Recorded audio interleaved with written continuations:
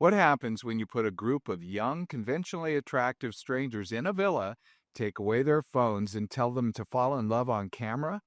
Well, we're talking today about Love Island. You guessed it, a show that calls themselves a dating competition, but may actually be a psychological experiment in attachment styles, manipulation, and the human need for attention. We're putting Love Island on the couch today on Off the Couch.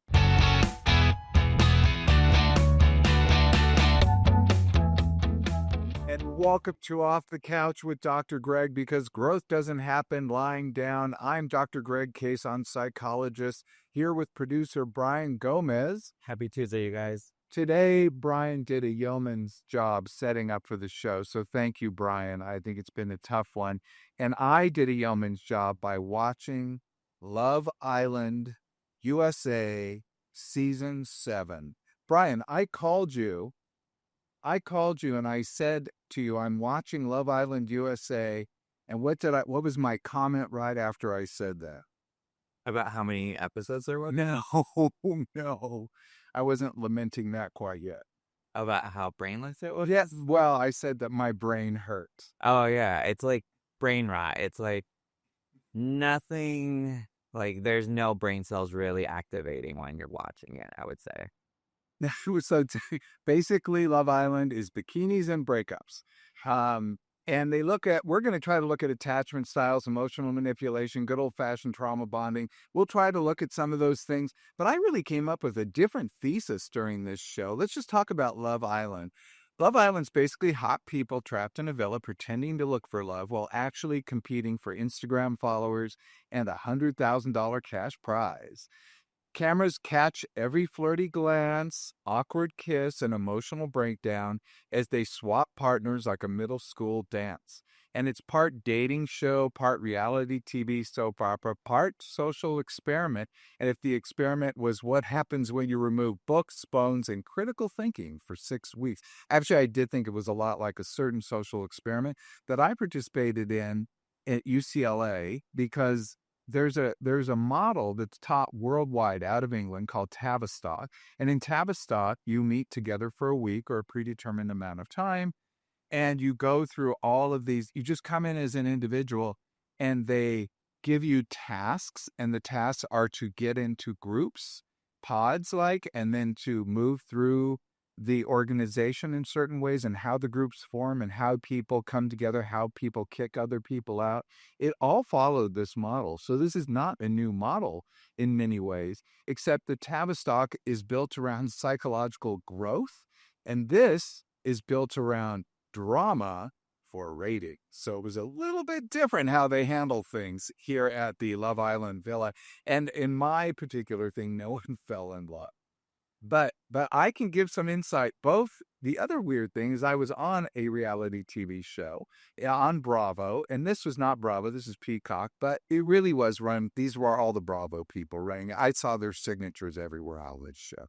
So we're going to talk about that. But having participated in something like that, a reality show, as well as the Tavistock thing, I think I got some good insights about what was going on Love Island, at least for those people. So before we begin with Love Island, I'm going to ask Bryan my 5 questions. Are you secretly obsessed with Love Island? Because the reason we're even doing this show, why are we doing this show, Bryan? Because I told you everybody is hooked on it. That wasn't quite why we did this show. I'm pretty sure it's because you're hooked on it. I'm not hooked on it.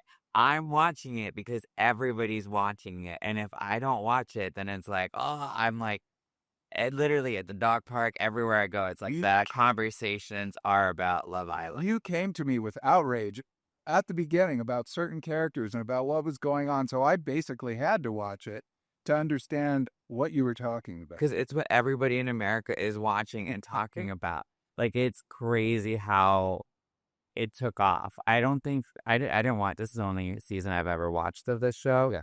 And I don't think even last season's was as popular and trending as this one was. Like, I don't even remember there being a Love Island before this season. No, I remember it because I used to always see it on my Peacock app, but I zoomed right past that one. I'm just not into watching reality shows, believe it or not.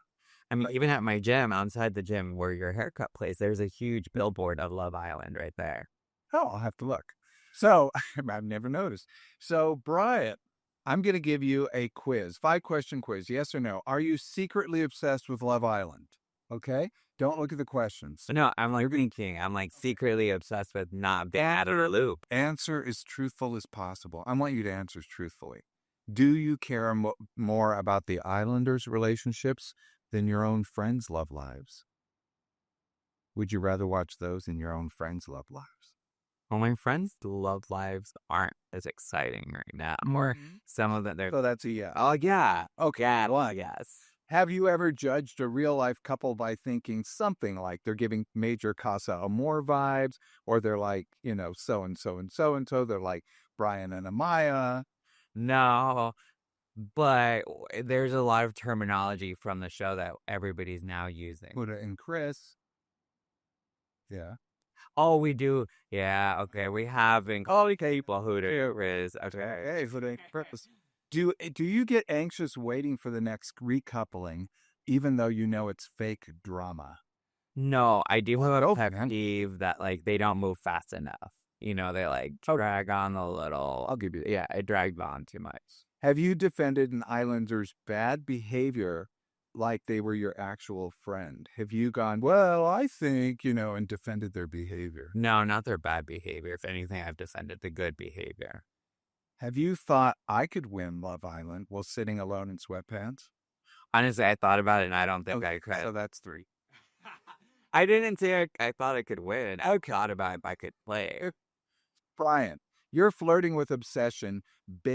Proceed to binge responsibly. So you're right there on the cusp. But let's go over the scoring. If you got 4 or 5, you are certifiably obsessed with Love Island. You need an intervention or a casting call, which I'm sure they're doing.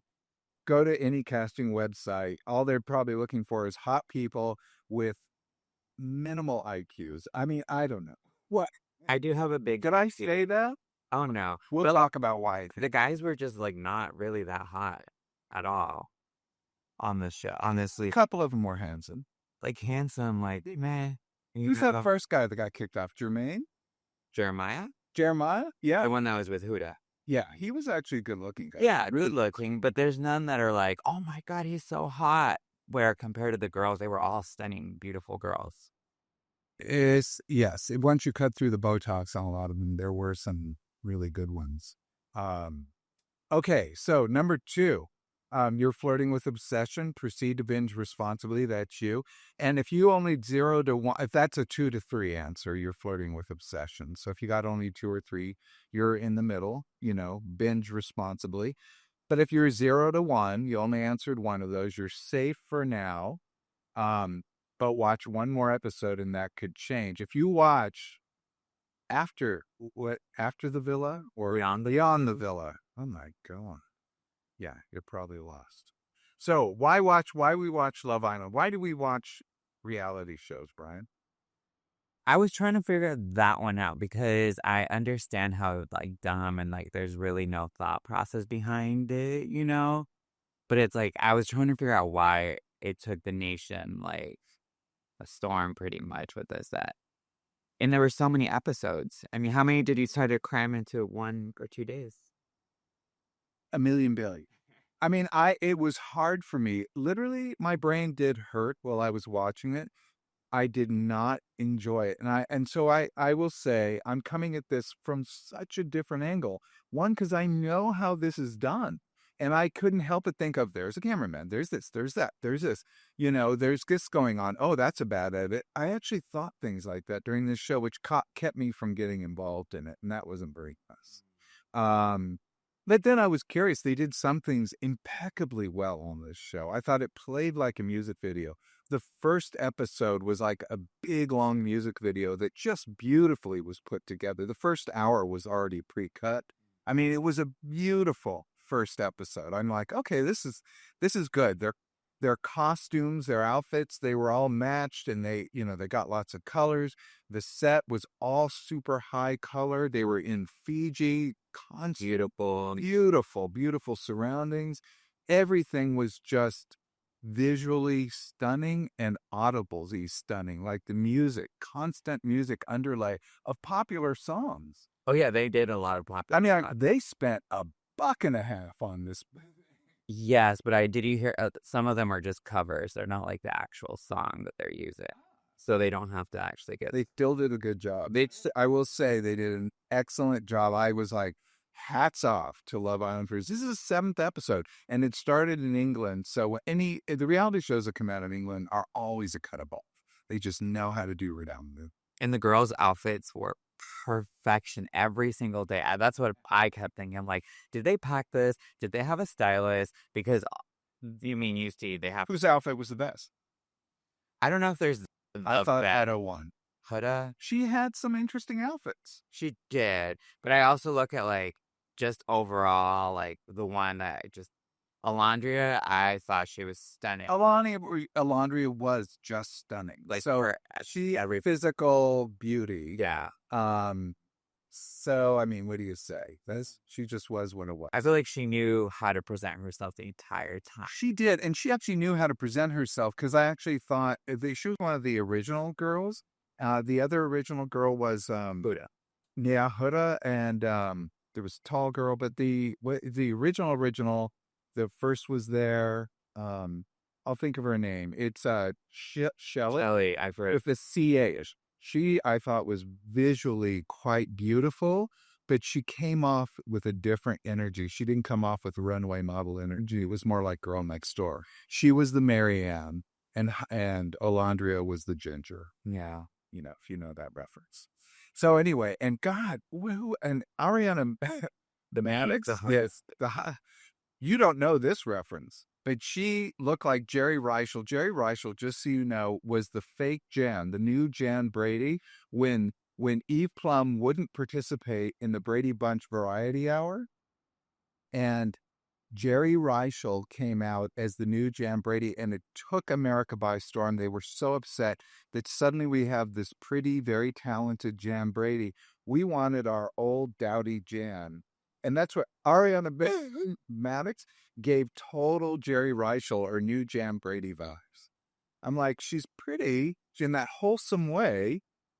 And it just made me go, I don't know what to make of her because she's new Jan Brady. I always kind of felt bad for Jan Brady, new Jan Brady and old Jan Brady.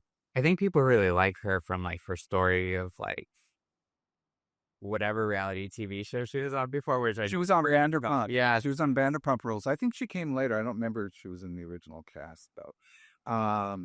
Okay, so why do we watch? Let's go through why people watch reality shows. Social comparison is number one. Why we root, envy, cringe. We love to compare. Parasocial relationships. This is the one I heard the most, is people feel like they're your friend. They would watch it and they feel attached to you. They feel like they know your story. They identify with you. They feel like they're your friend. You connect with it. You want the characters. I get that makes sense because everybody has their favorites and who they're rooting for. Yeah. And I always love that the most. Like people would approach me and say, oh, I really, this meant so much to me. And I was like, you like watching sports almost? Like maybe watching sports, but no, it was like they knew something about my story and they were like, oh, I really identified. Also voyeurism and safe emotional escapism. Also reality TV as a modern version of the Colosseum. Do you know what I mean by the Colosseum? Yeah, the Roman Colosseum, the opiate for the masses, the things that they would throw just to put conflict in front of people. Entertainment. 50,000 people would all be sitting there cheering somebody getting eaten by a, and that's what we have now. It's on NBC. So let's talk about some of the attachment styles because I want to kind of hint at those. Remember, there are 4 basic attachment styles, really 3. I mean, there are 4, but it's a little bit mixed. There's secure attachment, number 1.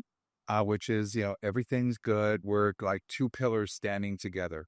There's avoidant, which is one moving away, and the other one going, hey, I want to be with you. There's the anxious attachment style, which is really like one pushing into the other person.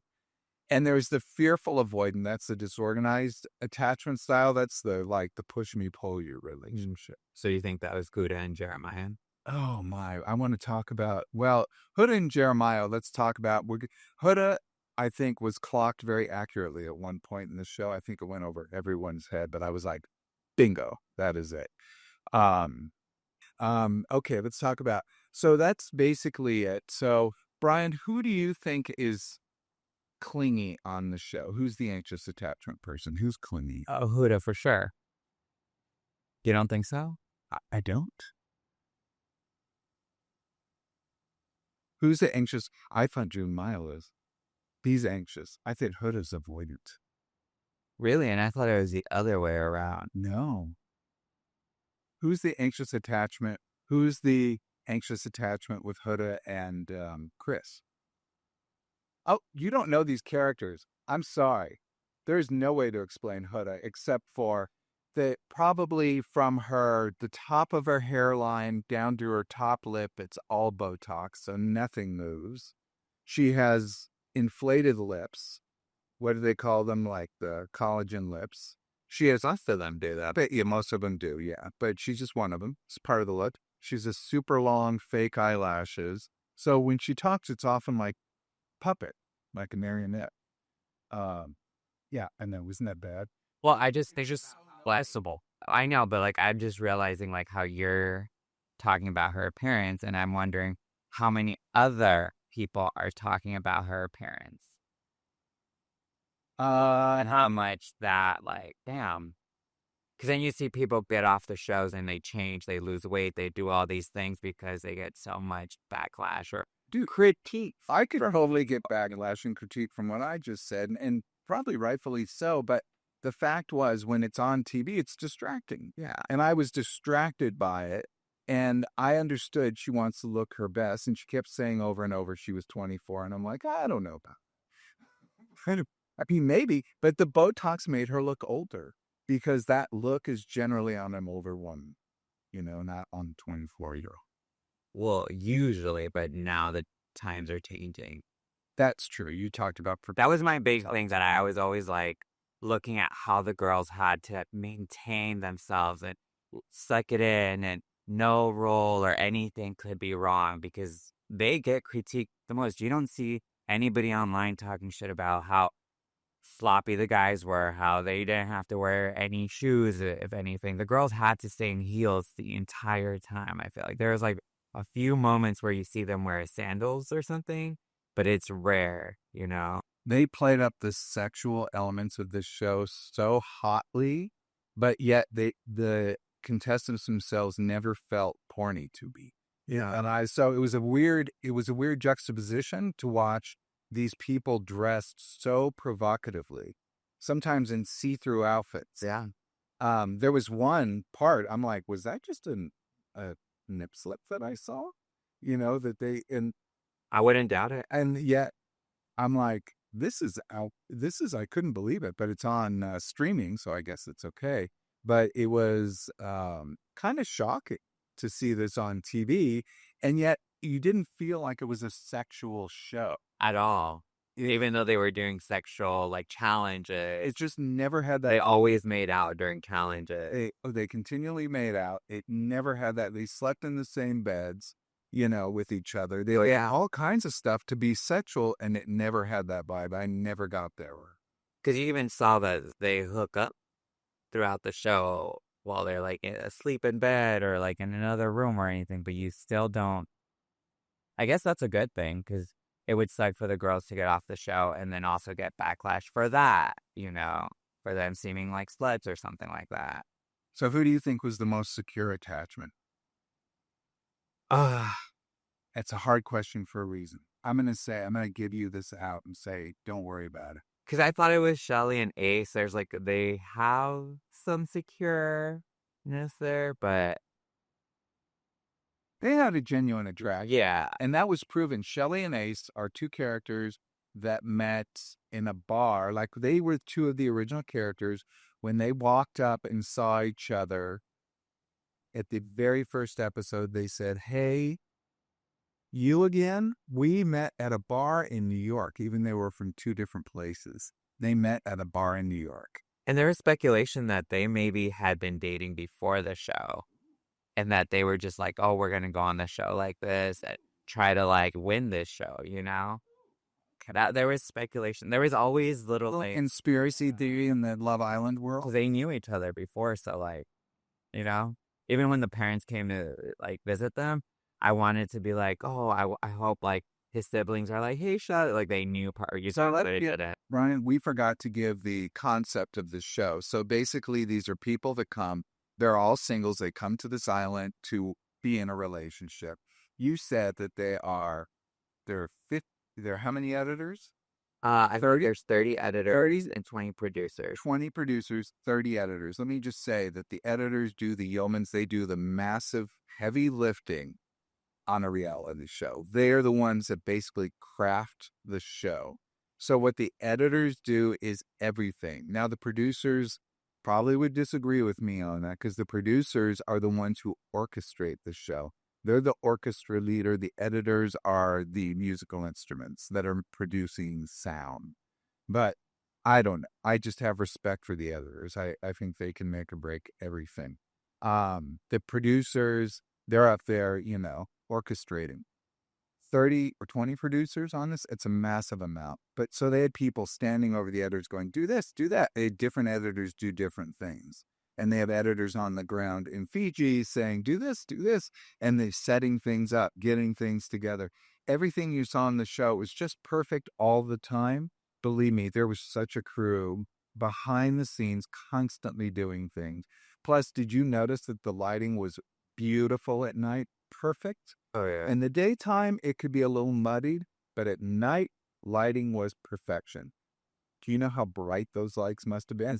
So, anyway, they knew cameras were pointed at them all the time. They knew there was an audience of people, producers, and other things watching from the other side. They were also told that America was watching at the same time because the show edited how later? How much later? I think it has like a day or two turnaround time of each episode. A day or two, and then it went on TV. So it was put quickly edited together, then put on TV. And that's why they had so many long pauses and this and that. I mean, they just didn't have a lot to fill it with, but they put music and they had lots of colors to look at, lots of red, greens, yellows, bright neon signs. And that's something to like keep you engaged, right? I agree. It was actually, I thought, quite brilliant. And so let's talk about, I just want to touch on the love bombing thing because they kept talking about it on the show. Love bombing, love bombing. They said all the words. Oh my God, how many times did they say main character syndrome? We did a show on main character syndrome last week. And they said main character syndrome, main character energy, main character this. Maybe it's because I had done that show. I was like, oh, here's this word I've never heard of. Well, yeah, and I told you, like, it's been such a common word that in our generation, it's like, yeah, very main character. Just for you guys, it's basically main character syndrome is, well, it's when you put yourself in your own story. You're like the main character in your drama. You're kind of orchestrating your own life, right? And you'll see yourself as the lead, as a star in a movie. Did you think there was a main character? No, No, right? I did. I mean, Huda. Huda, but I think maybe she just got more camera time because there were more things happening with Okay, so she was kind of the Teresa from New Jersey Housewives. She was kind of this. I wouldn't say she was bad, but just to kind of jump really forward with Huda is that her second guy was that Chris, who I thought was a nice guy, but I saw him, I felt for him, poor guy. for him dealing with Huda. I felt for him as a human being because you could see this is a sweet guy who's Being tested. who's got some damage. Oh, damage. Well, no, I didn't even say that. I meant to say it like he's had a tough go in the back. And I think he had a tough go as a child. Okay, I admit. I think he had a tough go as a child. And he's incredibly sensitive and he's looking to correct some stuff. And it all came to a point when he said to Huda, they're together for the first time or one of the first times. I mean, God, it's hard to know on this show. And he says, I'm usually attracted to emotionally,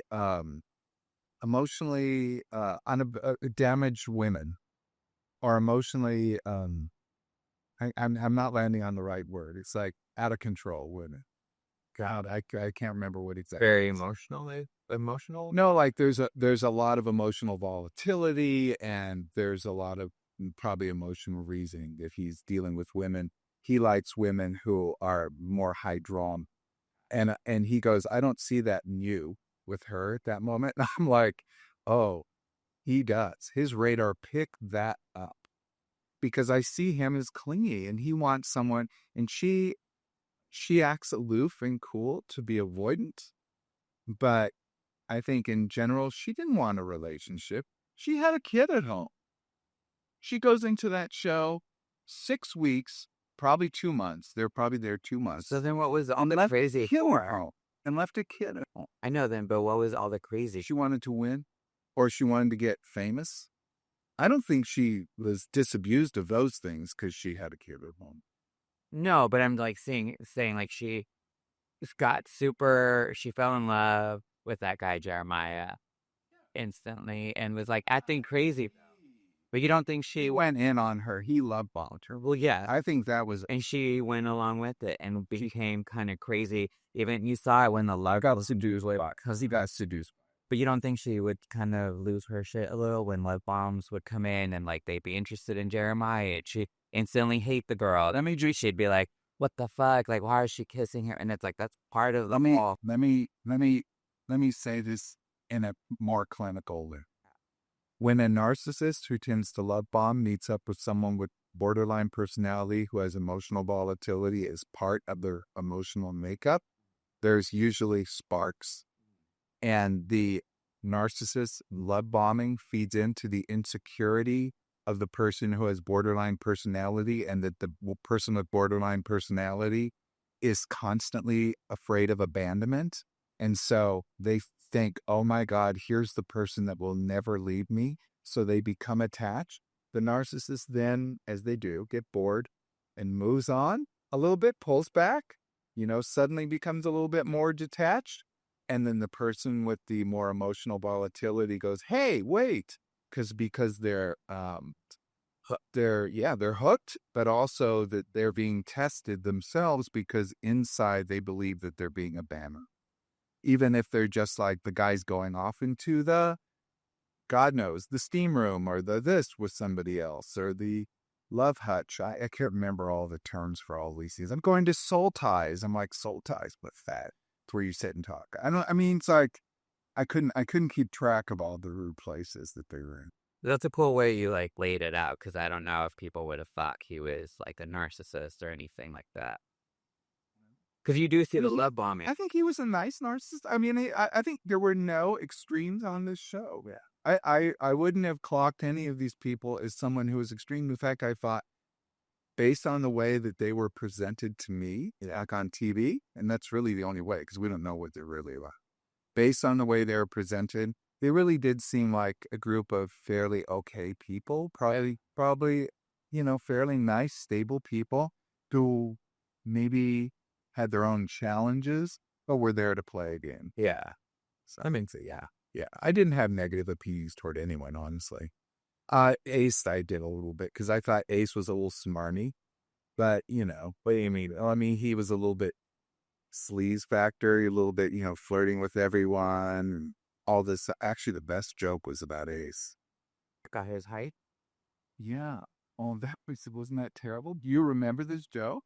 No, well, I just like it was a whole thing, and like when it happened, where everybody saw how short he was, there was like a video where all the guys are sitting on the couch around the fire pit, and his feet are like just dangling off the couch compared to the rest. Bad for him, but for that because he had a lot of insecurity about that. That came out several times, but they actually said on the show, the announcer said, "What is Ace short for?" And then the announcer goes, "Well, Ace said it's because both of his parents are 5'7". Oh wow, damn. when they asked what ACE was short for. Anyway, here nor there. I thought it was a really off-colored joke, but he kept asserting that he was 5'10", and I'm like, I can see it possible. Yeah.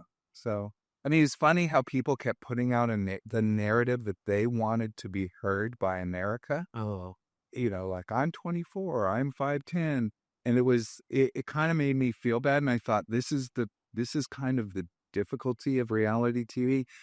There was a woman on New Jersey Housewives who told me something that I always thought was really helpful. And she said, basically, you better be honest because they'll clock you. But she said that to a certain extent. And I'm like, oh, that's scary. She goes, yeah, she goes, the audience figures it out. yeah. That's the thing. And then just putting your life out there. I mean, the internet, the people can always find anything you do wrong too. They can always find everything. But I didn't dislike Ace. I liked him. I liked him, and I liked Shelley, and I would like them to be a couple. But these are, their avatars. I don't know what they're really like in real life. But they were portrayed nice enough to me, even though America didn't love them as much. And I'm like, and they were so surprised by that. And I'm like, Shelley and Ace, it's the edit. It's not you that the house thinks they're great people because they probably are to all the people in the house. But the way the editors and producers cast them and put their story together made them look worse than they were. Well, I know Ace was paired with Amaya for a minute, and they hated each other. I don't know if you got to see that. Yeah, because they're both very emotional people, and she's a very needy, emotional person. She needs someone who's very stable, and he, I think, is really seeking. I think Shelley is a very stable. Oh, grounded. Well, She seemed grounded for sure. And probably that's why he has that attraction toward her. I'm sorry, I'm talking about them as if they're real. But I think that's the problem with reality TV. Parts of them are real, parts of them aren't. And you've got to understand that. They've got to understand that. Yeah. I used to do interviews for reality TV for people going on shows. This is before I was on there. And I would interview people and, for the companies, for the networks and whatnot. And NBC, by the way, had the toughest one of all. So if you pass NBC's, which is this Peacock, you've passed the toughest psych exam. That's probably why they get fairly normal people on their Shaz. They want someone who's tough. So I don't know how Housewives works because sometimes I'm curious about that. But Housewives is mostly people who can play the game. Yeah, they can play at being bad. Anyway, okay, yeah, audiences confuse intensity with real intimacy. The other thing I wanted to say about this show, there's a thing that happens when you're in the intensity of doing a reality show. You have all these people staring at you, all the lights, you have costumes. Well, I didn't wear any costumes that I didn't provide. I got them, but they approved every piece of clothes. And that may have happened here, but, they're all leaving with one suitcase. I'm like, oh yeah, all those clothes, they're all costumes. Yeah, because I'm like, One size. yeah, and they have a new outfit every day. And they all match. It's like, it's not just a bikini, it's something to throw over, and Big old accessories, big shoes, everything. They all look incredible. So yeah, I mean, so they have the costumes. They obviously have free makeup to do their makeup one day by Maybelline. That cracked me up. Like Maybelline took over a whole episode. Well, dang, I didn't even catch it. Oh, the announcer goes, yeah, this is exactly how they hold their products in real life. And the people were all holding like Maybelline. And I did see a lot of like even Coffee Mate or something like that was like a big sponsor of them. But I thought the girls all had to do their makeup. You saw them do it every morning. Yeah, but I don't think it was their makeup. I think they had makeup to you. Gotcha. I thought you meant like they provided makeup artists or something, and I was like, oh no. No, but they're actually product about it. They do have makeup artists there, honestly. But I bet they all tell the girls to do the makeup because that's part of the show. Yeah. But I bet they do have them. Because do we see the guys doing their makeup? Oh, the guys have makeup. Yeah. So, by the way. I mean, they at least have... That's my whole thing. I feel like the guys just got it so easy to be on there. They just showed up and that's it. Yeah. Well, the girls had to like carry the entire show. The guys didn't have like face makeup, but they had like, if they had a blemish or something, they would deal with it. Yeah. Yeah, they still had me. Yeah, that's right. So, but you're in this intensity of doing a reality show. You're there. You're super intense. You're put together, all in this thing. You're so excited. You've flown Coach to Fiji because I know that's exactly how ABC rolled. And you've flown Coach to Fiji and you're all in this group and you meet these people and you're all so excited to be together, to be the ones chosen to be on this show. You go into this atmosphere. You pretend to just meet each other because they probably met at a dinner or at the airport or in the hotel. But here, but here nor they, we walk into the villa and you're like, oh, hi, hey, great. Oh, so nice to meet you. And then you go from there and you say, then you got to start playing this thing. They were also polite in the beginning. They did finally warm up, which I'm like, thank God. Maybe the producers talked to them. But I think once you get into it, you relax. Yeah. And I think that's a big deal. But the other thing is you're there and you always aware of this, the intensity of the cameras, the lights, everything. And then they're telling you America's watching you. They're also telling you executives are watching you. And they're also going over the rushes or the things that come out later. I mean, they give you feedback. If they don't give you feedback like you should do this and that. They hint at things in weird ways, or they set things up like they kept setting competitions and rooms. Anyway, you get a sense of things, and all of that excitement and that raises your intensity, your fight or flight response. When that fight or flight response activates, you don't have to be in a scary situation. You can be in an anxiety provoking situation, but not where you feel completely afraid. If you're in a panic situation, you're completely afraid. But if you're just in that heightened fight or flight mode, you're actually in the perfect space to meet someone to be attracted to.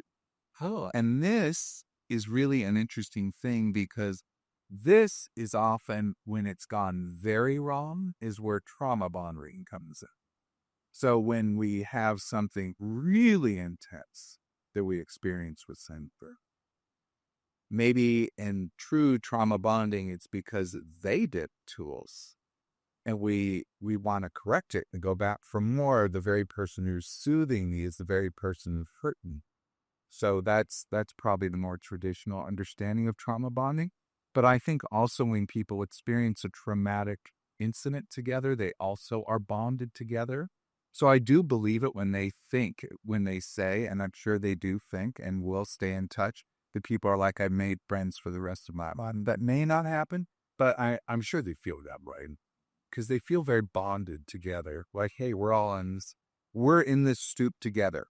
All the producers, all the camera people, everyone else, they're just watching us. We're the ones being studied. yeah, they went through the experience together. Yeah, so nobody else will ever be able to experience that. Yeah.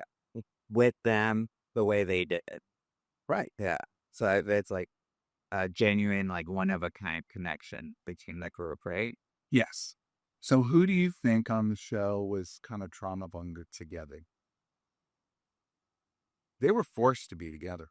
Yeah. Some of them looked lackluster. I mean, yeah. But some of them looked like there was some not positive stuff going on between. Well, I mean, Chris and Vuda, that just seemed really uncomfortable towards the end, and that finale was the worst uncomfortable thing ever. I was rooting for him. Well, no, part of me was like, But I could tell he was dealing with difficult situations, and as a gentleman, he came off like the perfect gentleman, and he handled it all so well. But at the same time, in my head, I'm like, would he have handled it differently if he wasn't on national television right now? So do you want to just say, because the show's already aired. Yeah, it's done. It's over. Yeah, what happened? About their Yeah. final date. Yeah.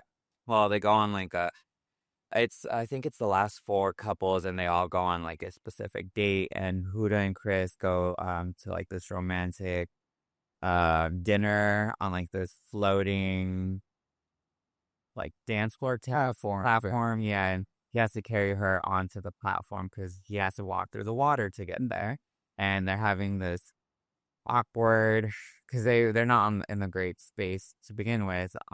So they start talking about all the stuff that's been going kind of wrong with them.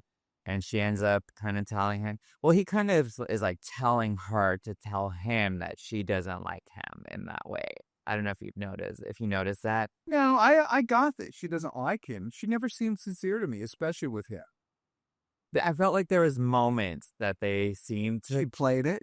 well, both of them, I guess, but he also had a big problem with her not being affectionate with him in public and only wanting to do stuff under the sheets at night, you know? That's very avoidant because she wants to keep her options open. But she wasn't like that with Jeremiah. Because I think she fell for that because I'm a narcissist. That's. So it's all these dynamics. I didn't get that Chris is a narcissist. I get that he's wounded. Yeah. And I get that he also has an anxious attachment. And I get that he was so profoundly hurt when he realized she didn't like him, when it was confirmed for him At that date, at that day. when she said she just wanted to be friends. And it was confirmed for him, and he had to play it cool. But I think he may have done that anyway. I don't know that he did it just for the cameras. I think he iced over. He's one of those people that rather than getting angry, listening to the table, he shuts down. He iced over. And you're right. Maybe he did. Because all of a sudden there's a weird cut and he goes back. Well, so he's like, I'm not doing this. And he walks away. Probably the producers pushed him back. Yeah. I'm guessing. I have no idea. And then, so you know how he carried her onto the platform whenever he goes back? Yeah. He's like, are you coming? Or he's like asking her why she's crying and all this stuff. And there's that moment where they're trying to leave and she's like, are you going to help me? And he's like, I'm not carrying you. And she has to literally take off her heels. She goes back and grabs a bottle of champagne and pours herself another glass. Which I applauded her for. Honestly, I would have just chugged out of the bottle and was my nipples, you know? I mean, good for her. But she's classy. yeah, just more classy. She poured it in glass. But it was one of those like, oh God, just like almost humiliating in a way, or like As a singer is singing Moon River above. oh my God, that was a whole nother thing. They're breaking up and there's a singer just being romantic. Playing Moon River, two drifters, basically, literally, they're drifting apart. Yeah, no, it was. I think that was actually good reality TV. It was. Like I was thinking, okay, that so much of the show to me was very painful to watch. I mean, it was really hard for me to watch because there was so much dead air, so much nothing going on, and I wasn't really invested in these people. I like them. I mean, like, if they were my friends, I'm sure we would hang out and be nice, but we wouldn't have drama. So why do you think we got so hooked? Because I understood the dead air part. That was my biggest pet peeve. That I'm like, there's nothing happening. Like, please somebody flip the table or throw like alcohol in somebody's face or something. But there was nothing of that sort. Why did we? Yeah, like why did we fall in love with dead air? I think there's a thing a lot of people told me in reality shows that I think is a reality thing. I mean, so many people told me this. It's such a real thing that reality shows, they see them as their friends that they can just have on. And now, not just on their TV, but on their iPad or on their phone. They can carry it around with them whenever they go. So they feel like these are their friends who are doing things and talking and sort of having relationships that the people don't have to pay super close attention to. And these slow moving shows don't have a lot of action happen until they do. I mean, until something happens. But there's not a lot of action. So you can go and you can do laundry and you can feed the dog and you can do other things at the same time. I think that's one part of the appeal. I think the other is the emotional snowball that happened in society that you talked about, which is it suddenly caught fire somehow. Because last season apparently was very spicy, so I'm sure that got a lot of people talking, and that spicy previous season 6 then rolled into season 7 where everyone's like, okay, I'm going to tune in. I'm tuning in for this, even though it didn't really deliver quite the same way. So, but let me talk about something that I noticed on this show. This is the thing. I'm like, I am changing my thesis. I'm changing my thesis because this show, I was so struck by that they didn't have people who seemed like the brightest bulbs. Is that rude to say? I mean, a couple of the people seemed, and I could say like Sierra, I thought was a smart girl, like instantly. I mean, she came across actually quite intelligent. There were some people who didn't. A lot of people didn't, but that may have been a strategy, and I think that bared itself out with a couple of people. Um, so some contestants lean into simplicity to win popularity contests because complicated people don't win. Complicated, intelligent people don't win. Look at our anti-intellectualism that's actually happening in society right because people look at them and feel inferior. No, I mean, I'm sorry. No, I know. I It's mean, actually but true. that's crazy. No. And it's not something, it's just something I developed while watching this. I don't think I'm alone. I tried to look it up, and there were other people that talked about this quite a bit. I think also there's an element of Schadenfreude. Schadenfreude is that German word for taking pleasure in other people's pain. When we see people who don't function as well as us, who have problems, who can't form a sentence as well as us, who can't choose words as well as us, who, we often will feel superior to and like watching that. The other half of that is we identify with them. We saw a lot of people who identified with one of the political candidates because they said he spoke like Weber, even though he came from privilege. So I think there's either identification or feeling superior, but no one felt inferior, and that is the joke. Also, simple people who are simple on shows who just give big broad strokes, don't complicate things, don't play the middle. They're easy to edit, and people who are easy to edit wind up in the final edit.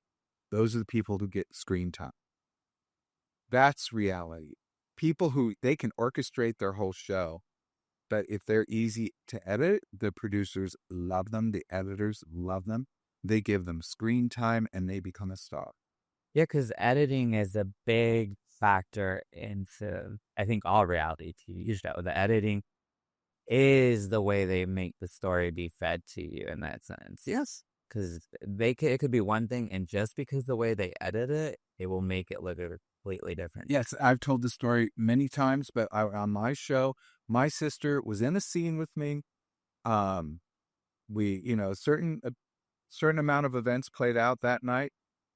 Then the show was edited together. I don't know, like a year later, she watched the show. Because it came out like a year after we did it. It took so long to edit, but they did clever edit. I'll hand it to them. And she watched the show and she said to me, she called me up upset. She goes, "I didn't know that was happening behind my back. I didn't know that was happening. You did that?" And I'm like, "No, you were there. This is exactly what happened. What?" And I'm like, "We were there. Like, I remembered it." And she instead thought stuff had happened that she saw on TV rather than her own experience. Wow. And that taught me everything. Because what people see on TV, they see as more real than real will actually happen. Yes. Because even Huda, she sings. Like, there's videos that, like, surface that she has a great voice. Ah, But not once do you ever get a hint of that at all. And it's like, if you say you'd be like, just singing along for fun, something. But then I'm like, they must have, like, if there was anything that was too much, they probably edited. I will say they never want you to sing. I'll tell you why. Because licensing. Oh, for sure. That is it. Because I was like, there were a couple of times we wanted to do certain things with music, and they're like, nope, that would cost us.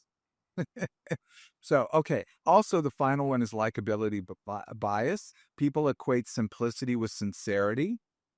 So they think that, oh, these people are sincere. Like, who won the most sincere on the show, the most genuine?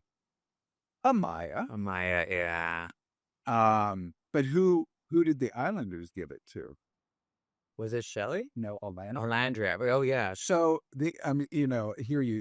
proof I watched the show, huh? So Recently. well, hey, don't shoot the messenger. I'm just coming with the message.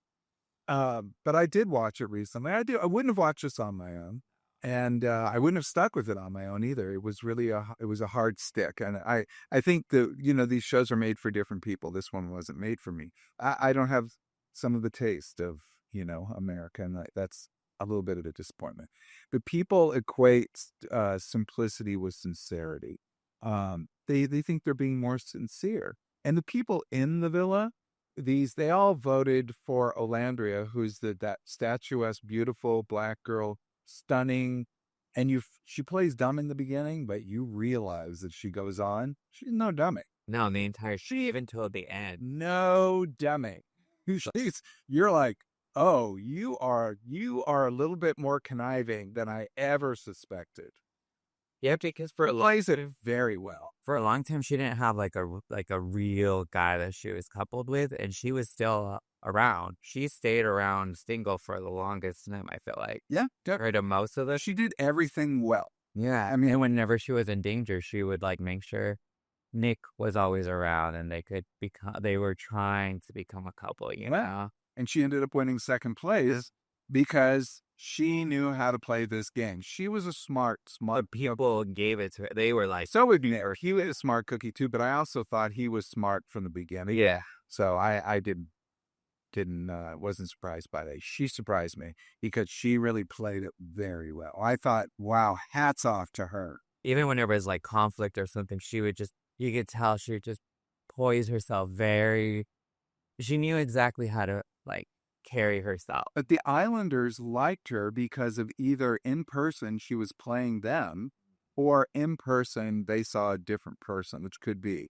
Amaya won second place with the Islanders, but first place with America because Amaya was always in tears, constantly talking about her feelings and whatnot. And she charmed America. She won most genuine. She won the show.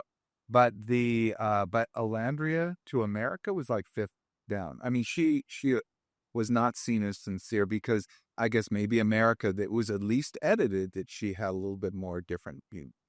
So there are differences. That to me was like, oh, that's the edit right there. What happened with Shelley and Ace, them being like, we don't understand why America hates us so much. I'm like, I do. It's the edit. Yeah, dudes. But you can't say that. They can't say that. They absolutely can't say that it violates their contract. Okay, they would never end up in the ever, by the way. No, the shot. So what you see is what you get with people who are simple. It makes contestants feel trustworthy. And overthinking equals manipulative in the eyes of viewers. When you overthink something, then you start to see them as manipulative.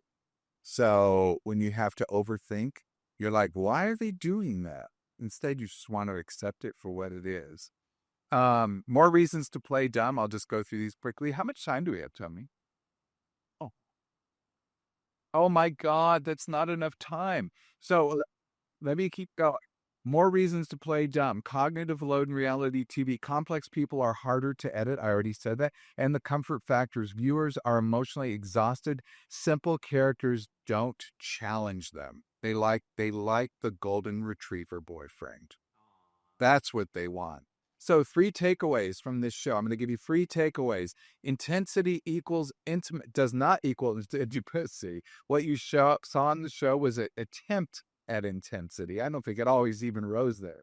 But that is, a lot of people take that for intimacy. That's the beginning of a relationship. That's lust. That may be insecurity. That may be limerence. Or here it's competition. Something is putting them there. That's number 1. They don't equal each other. Intensity of relationships don't equal intimacy. Number 2, emotional avoidance is easy to miss.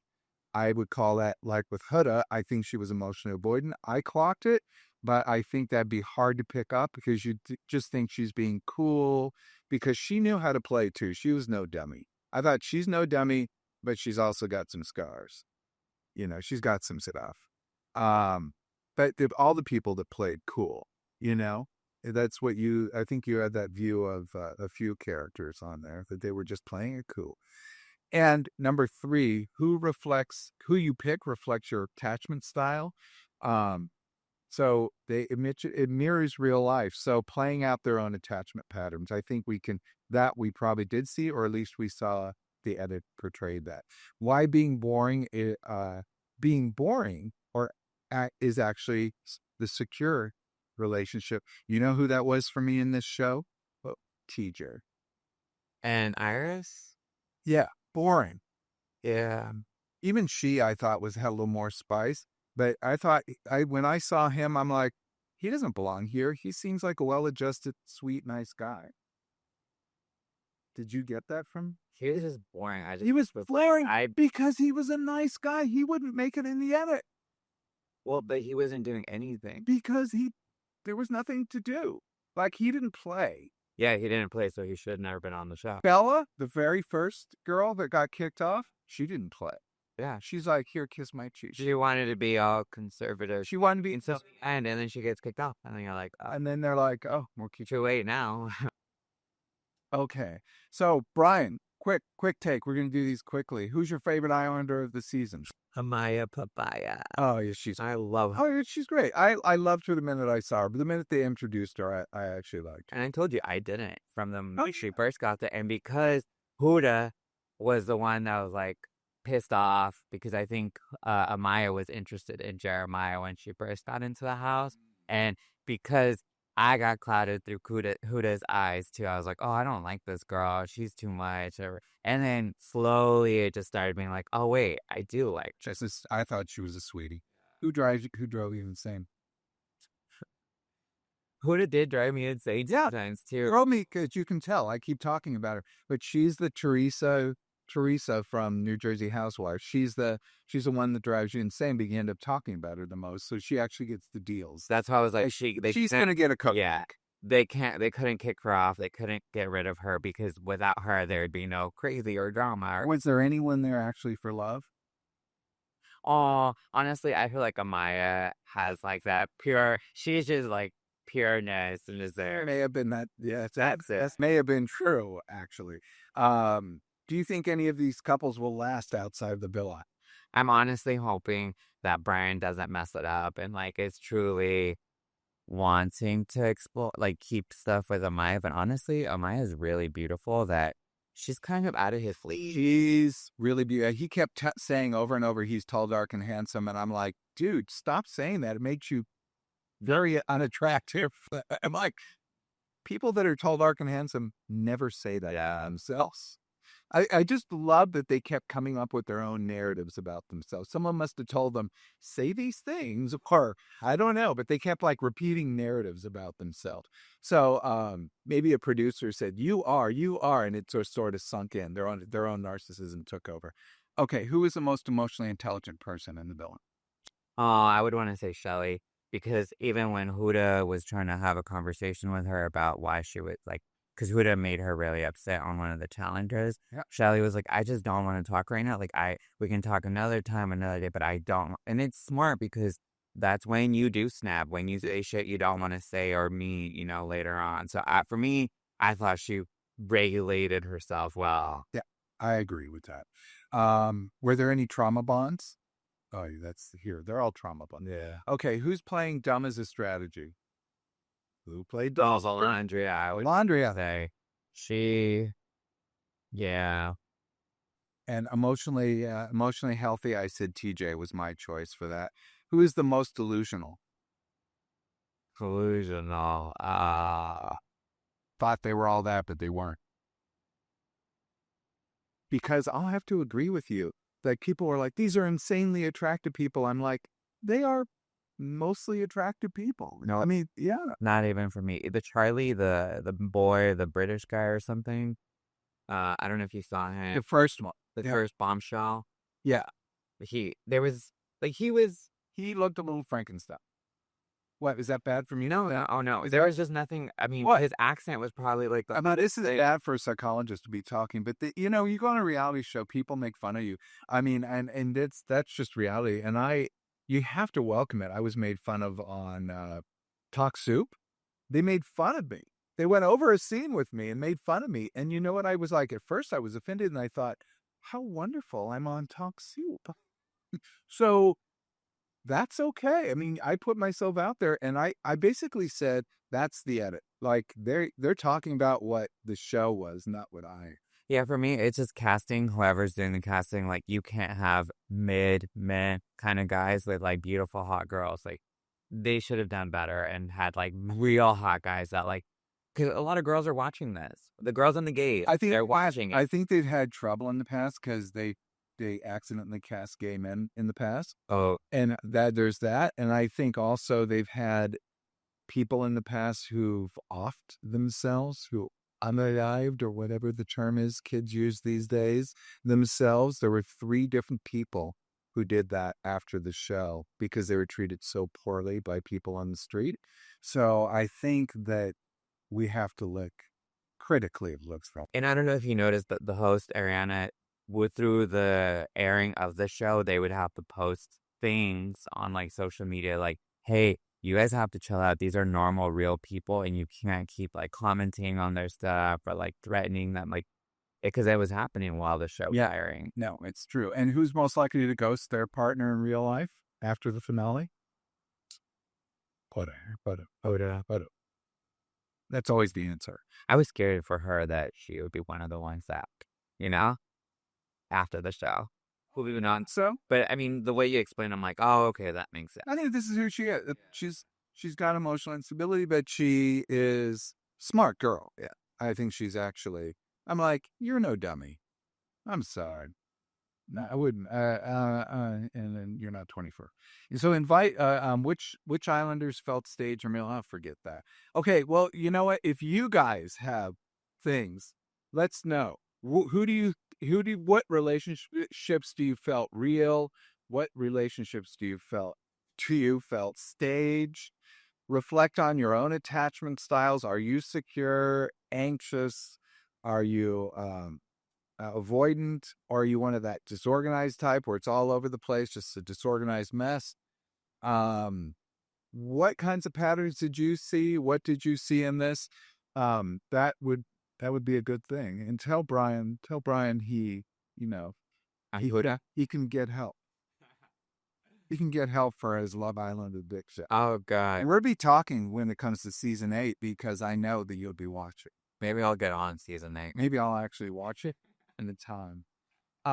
Okay, so thanks for joining me on joining Bryan and myself and Tony on the board for Off the Couch. If you saw yourself in any of today's patterns or you took offense at things I said, because I was a little bit unquote today, I have to say. But when you watch a reality show for nearly 24 hours straight, probably more than that, it's a mess. Let me just tell you, it's not good.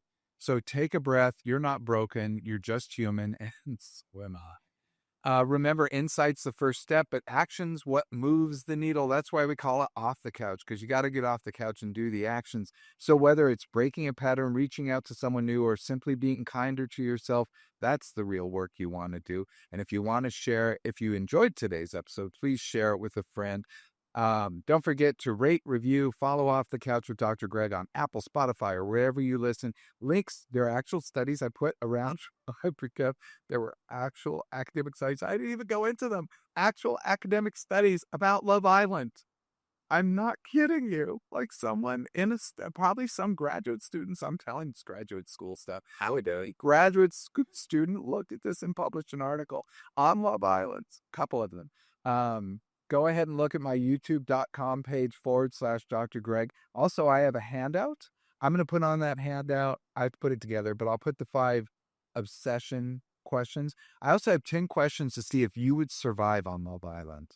That I put a quiz together. It was too messy and long to do on the show, but 10 questions to see if you would survive on Love Island, as well as my 3 main takeaways, what we learned on the show today about Love Island. Until next time, keep questioning the patterns and don't settle for what you don't deserve. Don't settle for that heightened feeling of being under the lights and say that that's chemistry and that's what leads you together with a person. Do the real work when you're in a relationship. Hit us up on socials at Ask Dr. Greg. This is Dr. Greg, Bryan, and Tony bidding you farewell. Until next time, be present, be flexible, and be kind.